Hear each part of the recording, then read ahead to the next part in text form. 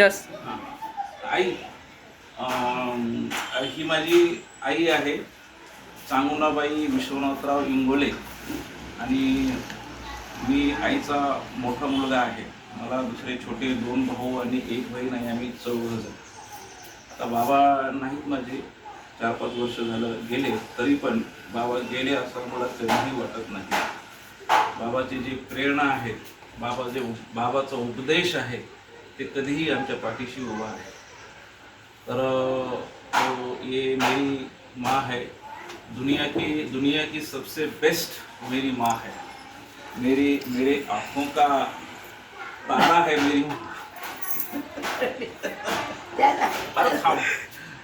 तर आई, तुला एक प्रश्न विचारायचा माझ्याकडे होता. प्रश्न विचारायचा होता की तुझ्या घरी, म्हणजे तुझ्या आईवडिलाच्या घरी तर तू तंबाखू खात नव्हती.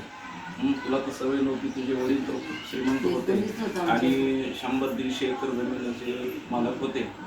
तर मग तुला इकडं सासरच्या घरी आल्यावर तुला तंबाखू खायची सवय लागली, तर ती कशी लागली? त्याचं कारण काय लागली? म्हणजे माझ्या बापाच्या तर पिठाची गिरणी होती. याच्या बाबाच्या घरी दळावं लागत जात्यावर असं. दोघं हा, जात्यावर असं दळावं लागत. मला जात्यावर झोप यायची. माझी जाऊ म्हणायची, बाय सांगू ना तू झोपायची का ग? जाय झोप. नाही बाय झोपणार. माझी जाऊ तंबाखू खायची. तर मग तिला म्हणा, बाबा थोडासा तंबाखू द्या म्हणून मला खाय, तोंडात टाकतो. तोंडात टाकता मग चणचण कोण होतीये. मग मी उमदी राहते दळायला. मग मी दळायला चांगली राहते. दळायला माझी उमदी राहते. मग दोघी मग आम्ही दळाव. आता 3ला उठून छान दळावं लागत. म्हणजे त्यावेळेस गिरणी लांब होती ना, त्यावेळेस पिठाची गिरणी नव्हतीच. मग मला घरी दळायचं म्हणजे तुमची परिस्थिती बिकट असल्यामुळं जात्यावर दळावं लागत होतं. गिरणी नव्हती. गिरणी नसल्यामुळं मग आम्हाला घरीच दळावं लागत. परगावी जावं लागत दळायला. माझ्या बापाच्या तर पिठाची गिरणी असल्यामुळे मला झोप येणं तर काय विचार. आम्हाला आमच्या बापाच्या तर आम्हाला कवडीचं काम नव्हतं. मग याच्या येतं काम आम्हाला दळावं लागत. शेतातही निंदायला जावं लागत. म्हणजे सकाळी म्हणून ते तंबाखूची सवय तिथून लागली. बरं, मग तिची सवय लागली. एक प्रकारचं व्यसनच आहे त्या काळात तुझं मला वाटतं वय त्यावेळेस 14-15 वर्ष असं फार झालं. तिथून जे आई अलीकडे गेले बरोबर घे, तिथून जे सवय लागली आईला माझ्या, तो ही मेरी माँ है, सबसे बेस्ट मेरी माँ है. मैं मेरे माँ से जी जान से चाहता हूँ. और जो व्यसन, उसको नशा लगा तो 15 साल से लेके 70 तक नशा चालू ही था.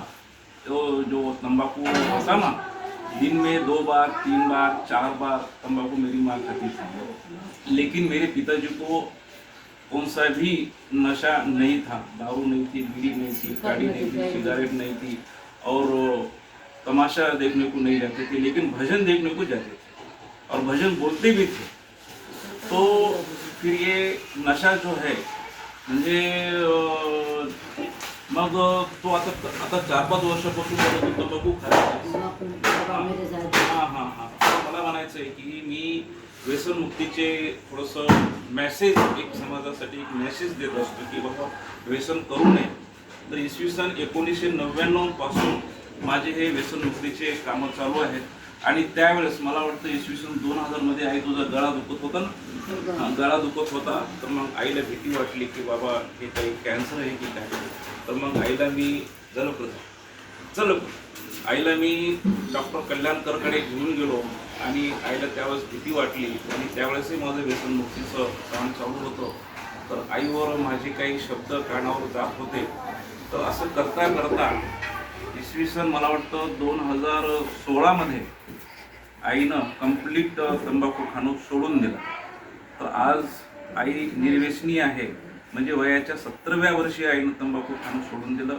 मला एकच मेसेज द्यायचा आहे, मला मेसेज एकच द्यायचा आहे की जसं व्यसन लागते तसं सुटू पण शकते. हे सगळे मनाचे खेळ आहेत, सगळं मनावर आहे. तर माझी आई त्याचं एक जिवंत उदाहरण आहे. आज आईचं वय 75 वर्ष आहे. तुझं आई 75 73 आहे. 73 आहे आज वय. आई आज पूर्ण व्यसन मुक्त आहे आणि माझी अशी इच्छा आहे की पूर्ण संबंध भारत आपला व्यसनमुक्त झाला पाहिजे आणि शिक्षणामध्ये सुद्धा भारताने क्रांती केली पाहिजे, शिक्षणयुक्त झाला पाहिजे असं माझं मत आहे. तर ठीक आहे, ओके.